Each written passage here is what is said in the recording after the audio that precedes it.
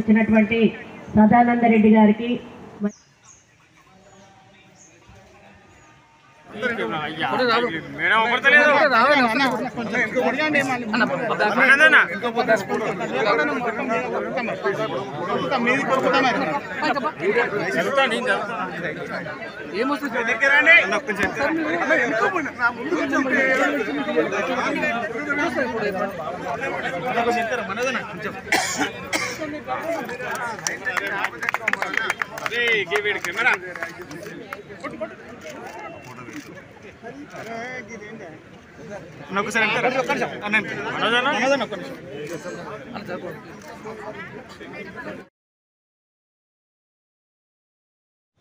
Function halls తక్కువగా ఉండేది. నుంచి ఏమైనా ఉంటే మునగకుండా దీనికి చేయాలంటే డ్రైనేజ్ సిస్టమ్ కానీ ఇంకా వేరేది ఉందంటే అన్ని తీసుకొని అక్కడ కలిపినా కానీ రైల్వే ట్రాక్ కింద నుంచి కూడా డ్రైనేజ్ పోవడం మాట్లాడి ఈ కంప్లీట్ డ్రైనేజ్ సిస్టమ్ ఒక కృష్ణా కాలనీనే కాదు మొత్తము బట్టల్ చౌరస్తా ఇవన్నీ వాటర్ కూడా పోయి ఆ డ్రైన్కే కలిసి డ్రైనేజ్ సిస్టమ్ ఏం చేయాలి అక్కడ కింద నుంచి పోవడానికి అన్నది మంత్రి గారితో కూడా డిస్కషన్ చేయడం జరిగింది. తప్పకుండా రైల్వే అధికారులతోటి కమిటీ వేయండి మేడం. స్కూల్కి ఒక కమిటీ, కాలేజ్కి కూడా ఒక కమిటీ వేసి ఆ మెయింటెనెన్స్ ఏ విధంగా తీసుకుంటారు అనేది తప్పకుండా మీరు దానికి ఒక ఫిక్స్ చేయాల్సిన అవసరం ఉన్నది.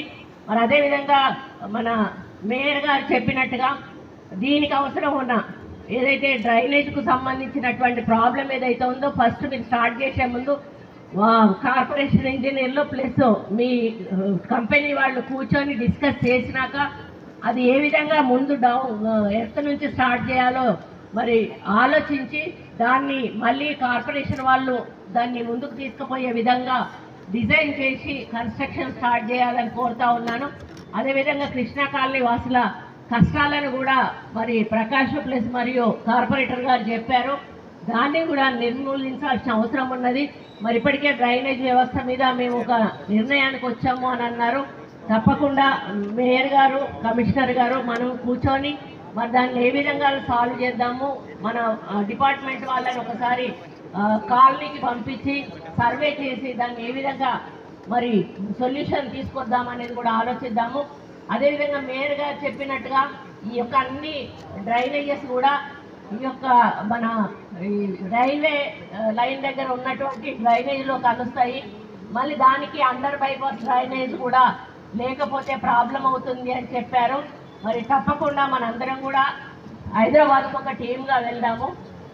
వెళ్ళి ఇక్కడ ఉన్నటువంటి సమస్యను వారి దృష్టికి తీసుకెళ్ళి దానికి ఫండ్స్ మనం శాంక్షన్ చేస్తే కన్స్ట్రక్షన్ వాళ్ళు చేస్తారు, మనల్ని చేయనియరు. కాబట్టి మనం అది కూడా ఒక రోజు టైం పెట్టుకొని మనం మీ అధికారులతో దానికి ఒక ప్రాజెక్ట్ ప్రిపేర్ చేపిస్తే మనం అందరం కూడా కలిసి వెళ్ళి మనకు హైదరాబాద్లో జిఎం గారు ఉంటారు, ఆయనతో కలిసి వెంటనే దానికి మనం పర్మిషన్ తీసుకొని వాళ్ళ ద్వారా ఆ కన్స్ట్రక్షన్ చేయించినట్టయితే, ఎందుకంటే మనకు వర్షాలు వచ్చినాయంటే వరద అనేది ఎప్పుడు ఎక్కడ నుంచి వస్తుందో తెలియనటువంటి పరిస్థితి ఉంది. అందుకే ఎక్కడివి అక్కడ రెక్టిఫై చేసుకొని ఎక్కడివి అక్కడ పరిష్కారం చేసుకుంటే మనకి వరద బాధ అనేది తగ్గుతుంది. కాబట్టి ఈ కాలనీకి ఈ సమస్య తగ్గుతుంది అన్నప్పుడు మనం తప్పకుండా ఆ దారిలో వెళ్ళాల్సిన అవసరం ఉన్నది. దానికి నేను వచ్చి మనందరం కూడా కలిసి దానికి పరిష్కార మార్గం తప్పకుండా వాళ్ళ దగ్గర నుంచి పర్మిషన్ తెచ్చుకుందాము అని కూడా తెలియజేస్తూ, ఇంకా ఏమన్నా అవసరాలున్నా కూడా ఇస్తా అని చెప్పి మేయర్ గారు చెప్పినందుకు వారికి ప్రత్యేక ధన్యవాదాలు. ఇప్పుడు జూనియర్ కాలేజ్ కూడా మేము ఆల్రెడీ ఫాలోఅప్ చేస్తూ ఉన్నాము.